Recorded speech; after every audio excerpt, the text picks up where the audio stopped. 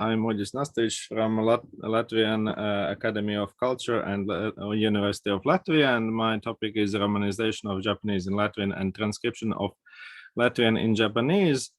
And there are many phonemes that are identical in both the Japanese and Latvian, and they are listed in the first couple of examples, and then there are several more Japanese and Latvian phoneme pairs that are mutually close enough to be easily interchangeable in transcription. So you can see those pairs here.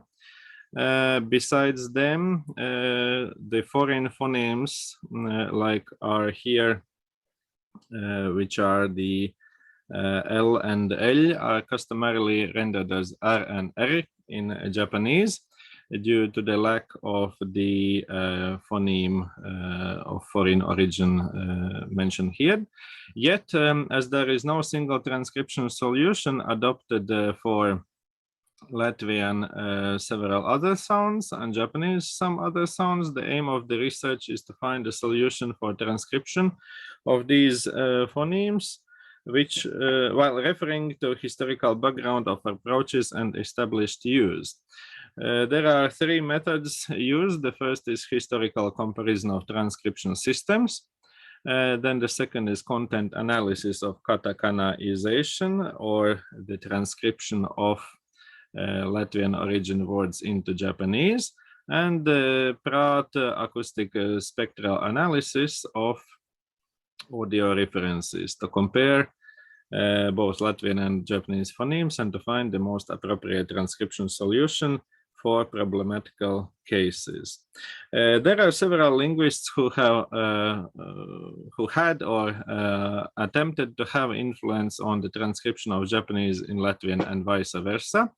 The first person to mention is James Curtis Hepburn, who created the transcription system which is mostly used around the world in the alphabetical writing systems. And then there is Tanaka Date Aikitsu, who created the Nihonshiki system, which has also had influence on further scholars such as Asian Spalviņš from Latvia, who was the first who made the transcription into Cyrillic letters, and his successor Yevgeny Polivanov, who also developed the transcription further. And there is Guna Eglīte with Edgars Skatais, who had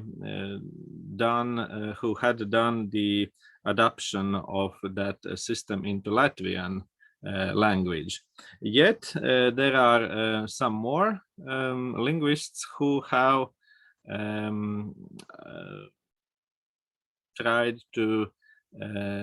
who have attempted to offer a different approach for several phonemes, and they are Brigita Baiba-Krūmiņa, Agnese Haidžima, Uģis Nastiņš, which is me, and then there are two Japanese linguists who have done the who have made solutions for the transcription of Latvian into Japanese. And then there are some phoneme examples and how do they differ from author to author. On the on the left side screen, you can see these references as they are in Japanese, and then as they are in Latvian, and then you can see each author has had a set way of how to transcribe them.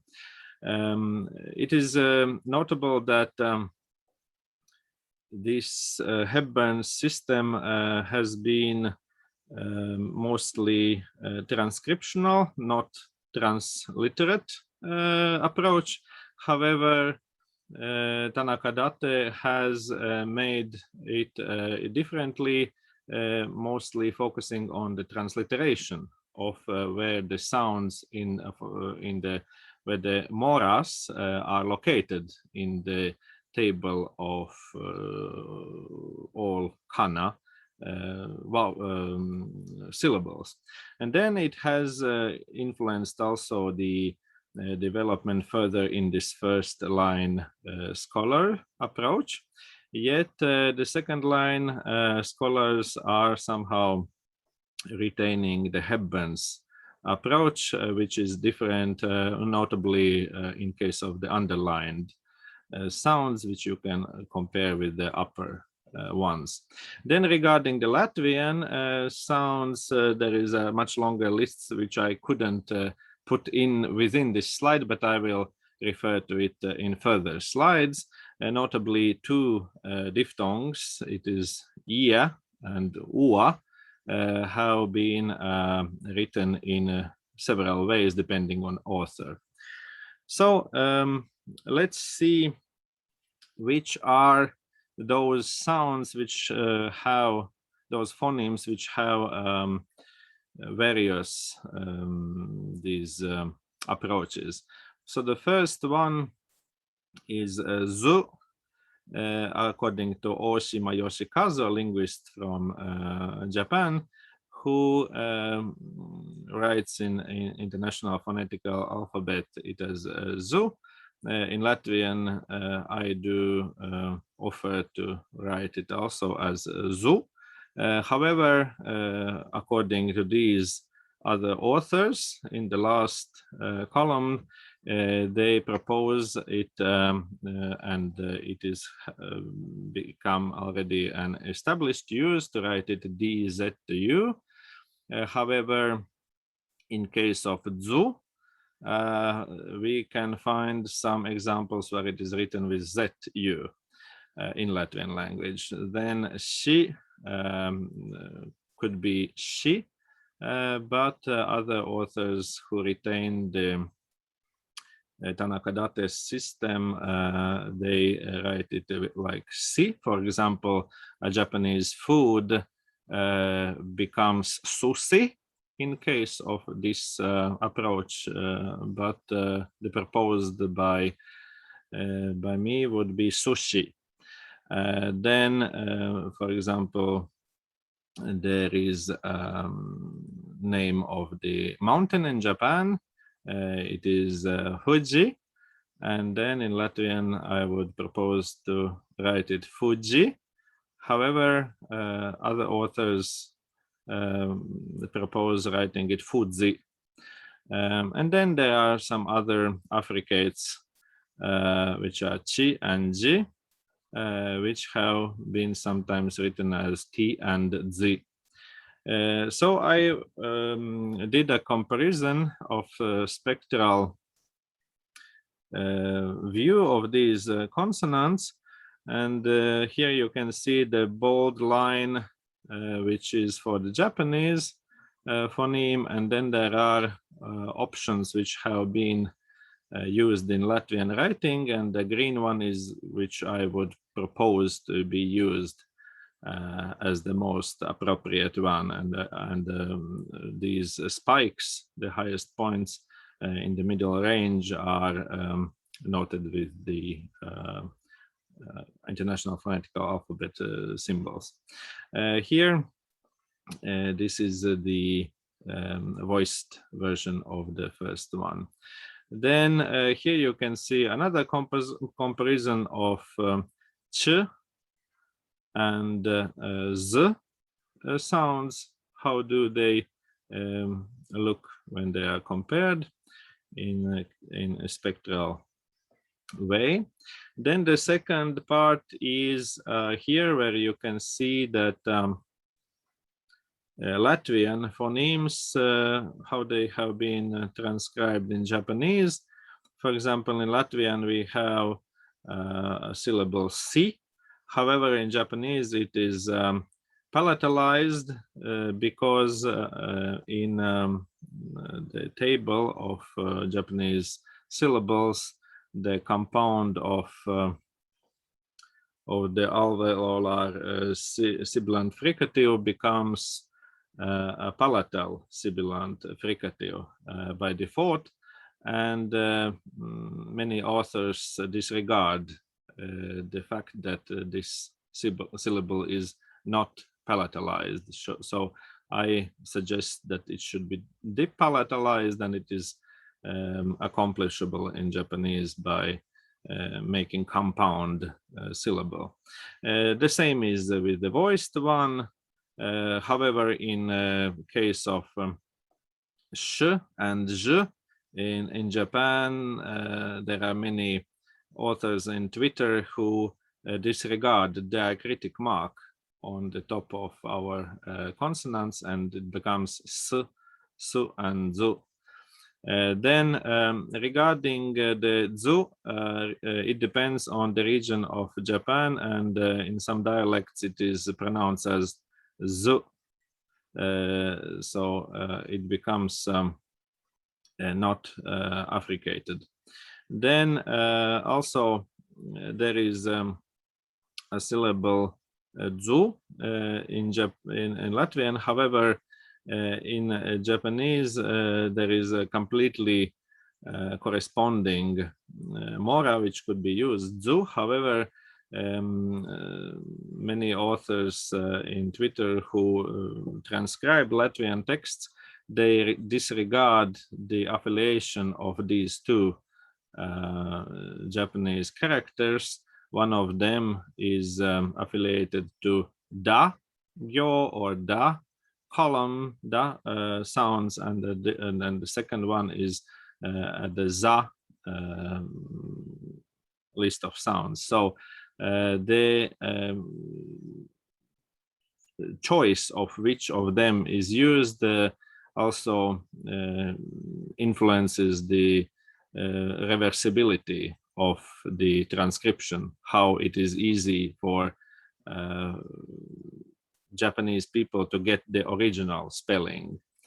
And the same is also here, where the ch sound diacritic is disregarded, and then it becomes ts.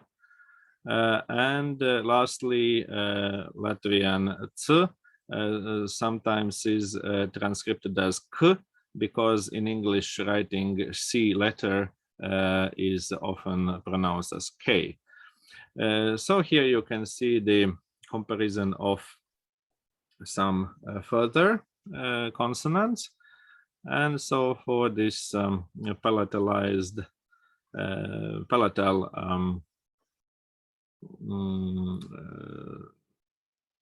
consonants, these are the closest ones according to spectral comparison. And here are the voiced ones. Here are the affricates, and you can see the difference between whether it is alveolar or whether it is palatal or post-alveolar. So it is clearly visible which one of them would be closer option. Then there are several consonants in Latvian which do not have a close alternative in Japanese, namely ch, j, l, i. So these have several options which could be used. One is q, so using the iotation. The next one is k, so just depalatalizing it, or ch when it is affricatized. The same with the voiced one. However, regarding the l and il, these lateral approximant and the both palatalized version, they have conversion into ru. And if you compare the sound of l and the ru, they are quite different. Then an option for singers or those who do not have enough time to learn the proper pronunciation, the compensation mechanism could be to interchange the l into u and il into u. Here you can see the comparison of spectrum, and so it shows that the ch sound of Latvian is most closely representable with yotated option rather than affricate. And it is the case in the voiced version. And here you can see what happens if you use the vowel instead of the alveolar flap. It shows that the spike distribution is somehow closer. It is a different sound pressure level, but the spike composition is closer between the vowel and the consonant rather than the flap. And the same happens also in case of the palatal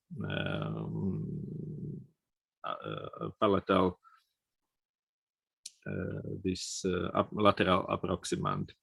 Then about the Latvian vowels.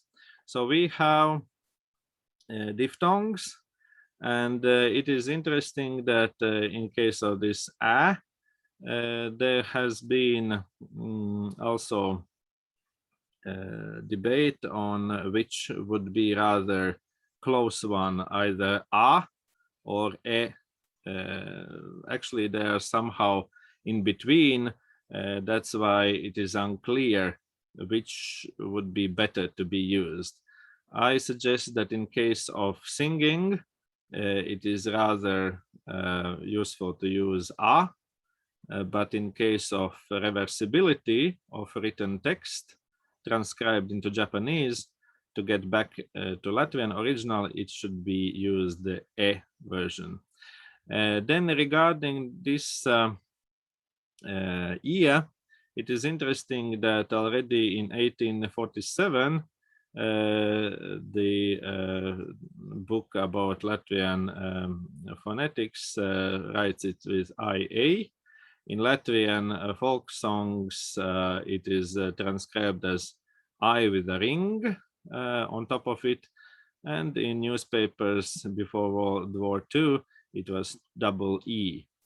Then, in case of transcription into Japanese, one option is ia. According to Yuris Grigoriev's analysis of how this diphthong is distributed, it actually doesn't stop at o a point, but it goes up to a point. So it is actually so this ia actually goes through 3 vowel points and ends with a. That's why I propose to use ia with the a in the end, but in case of reversibility, it is suggested to be used ie, but in case for singers, ia. And in case of the diphthong ua, also in text of the bar and brīvzemnieks, both they use the second formant a, and here in the Latvian folk songs u with a ring on top of it. Pre-World War II texts have OH, and in Latgalian and other dialectical writings it is UO. Here I suggest UA, because also, as you can see here in the Grigoriev's spectrum, it shows that the last formant is A, not O. And here you can see the Latvian folk song number 1, which is the first in the cabinet of folk songs. It all have here. I zoomed in a bit. You can see that viena meita cēsīs dzied, otrā dzied pērnavā, abas vienu dziesmu dzied, vai bija vienas māmuliņas. In all these diphthong cases, there are rings used on one vowel. Then there are several issues with the word endings in Latvian. And here you can see the established use, which is visible in Twitter. However, here is a list of suggestions how the pronunciation could be improved. Then, lastly, I would like to play a recording of Google Translate generated text and tildes balls generated text, where the first one has been written in Japanese katakana to be spelled by Japanese generated algorithm, and then the improved version according to this study, and then the original in Latvian. And after that, you will hear the former version of how the tildes balls pronounces this text. And then after improvement, and then you will hear original. So I play the audio file.